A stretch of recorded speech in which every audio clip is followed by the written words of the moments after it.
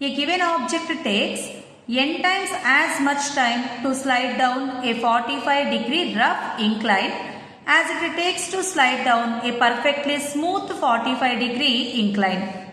The coefficient of kinetic friction between the object and the inclined plane is. Let us take an inclined plane.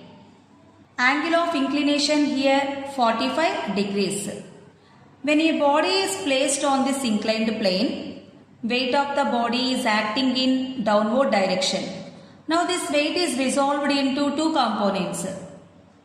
Along this direction, component of the weight is mg cos theta, and along the inclined plane in downward direction, component is mg sin theta.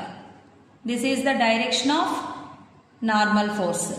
So n is equals to mg cos theta. Whenever this inclined plane is a smooth inclined plane, there is no frictional force, then this block is accelerates along the inclined plane only because of this force mg sin theta. Resultant force of the block is equals to mg sin theta. Why? Because there is no frictional force here. In place of resultant force, take mass into resultant acceleration. Mass get cancelled. Then acceleration of the block along the smooth inclined plane g sin theta. Remember this formula. Whenever the inclined plane is smooth, there is no another force. Only mg sin theta is acting in downward direction. Then resultant acceleration is equals to g sin theta. Now consider this inclined plane is a rough inclined plane. So whenever this block moving in downward direction, immediately a frictional force is developed along the inclined plane in upward direction. This is the direction of the frictional force. When these two forces are equal in magnitude, opposite in direction, then this block get the equilibrium position. But in given question, this block is also moving along the rough inclined plane. That means mg sin theta is greater than the frictional force. Resultant force when object is moving along the rough inclined plane is equals to mg sin theta minus frictional force. Frictional force formula mu k into n, where mu k is the coefficient of kinetic friction. In place of n, substitute mg cos theta. Take mg common. Mg into sin theta minus mu k cos theta. In place of resultant force, take mass into resultant acceleration. mm get cancelled.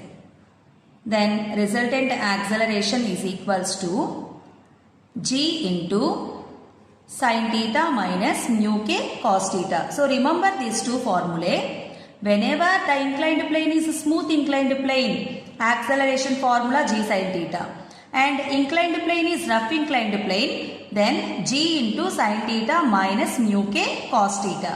Take equations of motion. S is equals to ut plus half at square.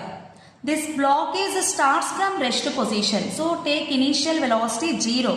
From this, the formula for the time t is equals to square root of 2s by a. Now coming to the given question.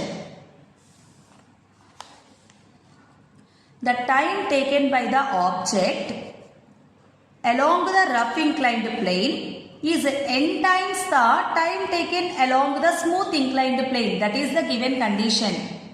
The time taken by the object along the smooth inclined plane, let it be t. Along the rough inclined plane, definitely it takes more time to travel the same distance. Here that is equals to nt.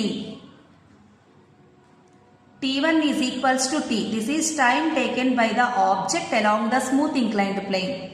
And time taken by the object along the rough inclined plane is nt. Take this condition.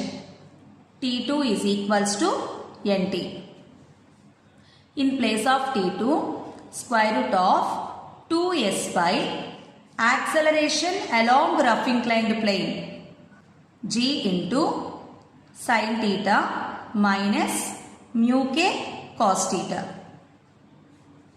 is equals to n into square root of 2s by g sin theta.